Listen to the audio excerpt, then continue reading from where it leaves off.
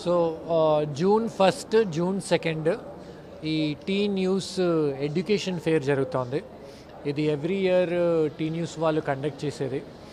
So దీంట్లో ఏంటంటే చాలామంది స్టూడెంట్స్, పేరెంట్స్ ఎవరైతే ఎంసెట్ కంప్లీట్ చేసి డిఫరెంట్ టైప్స్ ఆఫ్ ర్యాంక్స్ వచ్చాయో వాళ్ళందరూ వచ్చి ఇక్కడ ఒకటే ప్లాట్ఫామ్ పైన ఒక 25 to 30 కాలేజెస్ వాళ్ళ ఆ స్టాల్స్ విజిట్ చేసుకొని ఇన్ఫర్మేషన్ అనేది అన్ని కాలేజెస్ గురించి తీసుకోగలుగుతారు.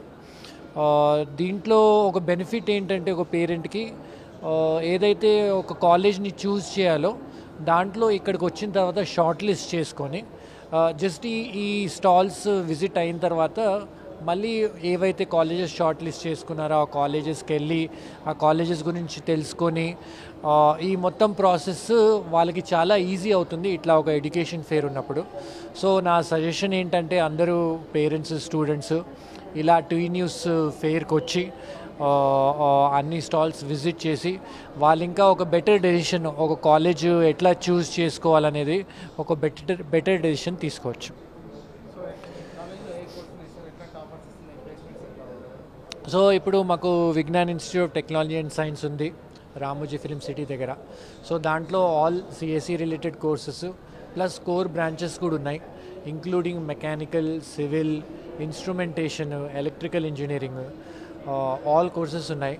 సో ఏ స్టూడెంట్కి ఏ ఇంట్రెస్ట్ ఉందో డెఫినెట్లీ ఆ కోర్స్ తీసుకొని they can pursue that course. చాలామంది నాకు ఈ మధ్య తెలిసిన వాళ్ళు చాలా ఫోకస్డ్గా ఏ బ్రాంచ్ తీసుకోవాలి, ఇప్పుడు కంప్యూటర్స్లో కూడా ఏది ఏఎంఎల్ తీసుకోవాలా, డేటా సైన్స్ తీసుకోవాలా అని అట్లా అడుగుతూ ఉంటారు.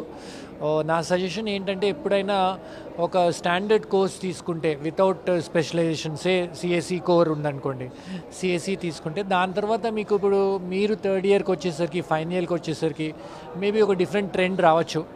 సో దాంట్లో మీరు స్పెషలైజేషన్ చేయొచ్చు ఆ టైంలో. బయట ఏదైనా సర్టిఫికేషన్ కోర్సెస్ తీసుకొని ఆ టైంకి you can get more equipped for a job.